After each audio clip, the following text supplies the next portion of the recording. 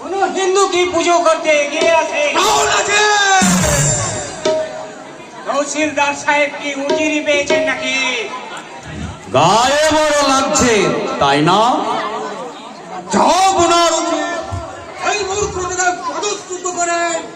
চৌকিদারিতে বহল করা, কিন্তু আমার সামনে আমার কর্মচারীকে চৌরাঙা কোন সাহসে দবির খান?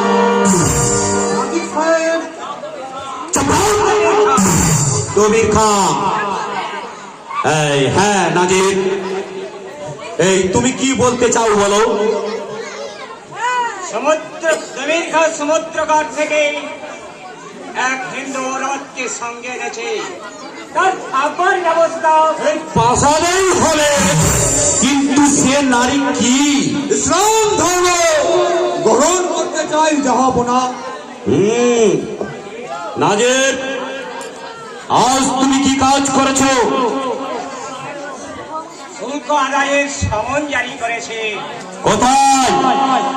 ইংরেজ কুটিরে। বাংলায় তারা কোন শুল্কে ব্যবসা করছে, আমি তাদের শুল্ক বাড়িয়ে দিয়েছি। কিন্তু কি নাজির? ইংরেজ অধ্যক্ষ লর্ড মেজর সাহেব আপত্তি করেছে। না, কোন রকম ওজোর আপত্তি তুমি শুনবে না। ইংরেজের কাছ থেকে 2.5 টাকা বেশি হারে তুমি শুল্ক আদায় করে নেবে। তাই করেছে জনাব। কিন্তু আমার বিনা হুকুমে আমার প্রাসাদে আসার সাহস হলো কি করে? দেশের ভালো কাজ করতে হুকুমের প্রয়োজন হয় না জনাব।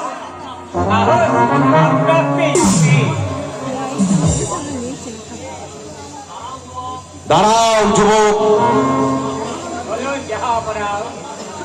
তোমার বাড়ি কোথায়? তুমি নামাজ পড়ো,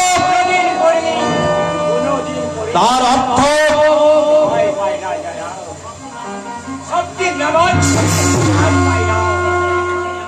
কাজের চিন্তায় একদিন এমন ব্যস্ত থাকি যে নামাজ পড়ার সময় আমার হয় না।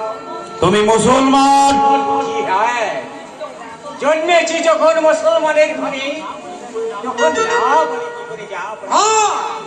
তুমি মুসলমান নাও, তুমি কাফের।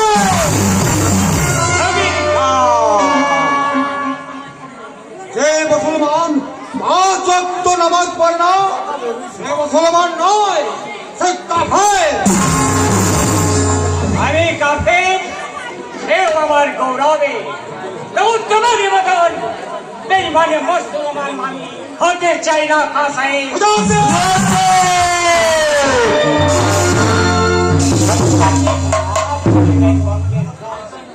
আফগান খোরসান থেকে আমি উড়ে আসিনি। জন্মেছে সোনার স্বামী বাংলার মাটিতে, তাই আমি খাঁটি মুসলমান না হয়ে আমি হয়েছি খাঁটি বাঙালি। বাংলার গরিব পূজারা যখন না পেতে তারপরে তখন আমি হাসতে হাসতে মসজিদে গিয়ে নামাজ পড়তে পারি না। আমি চোখের পানি মুছে আপনার ফেরেশতায় কাজ করছে 5 বছর, বেতন পাই বছর। কোথায় আমার পোশাক, কোথায় আমার আভিজাত্য? পারি না জনাব। দেশে হাজার হাজার ভাই বোনের দুঃখ দেখে আমি সেসব কিছুই করছি। তুমি বাঙালি? শুধু বাঙালি নয়, গরিব বাঙালি। গরিব বাঙালি? হ্যাঁ জনাব। আপনার প্রসাদ থেকে ফিরে আসমানের দিকে চেয়ে কি চিন্তা করি জানেন? বাংলার আসমানের ধীরে ধীরে জমা হচ্ছে সাগরী পরের কালো মেঘ। এই বাংলার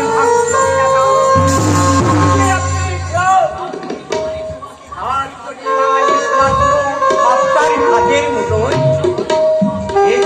ধর্মের কুসংস্কারে অন্ধ হয়ে বাংলার হিন্দু মুসলমানের ঘরে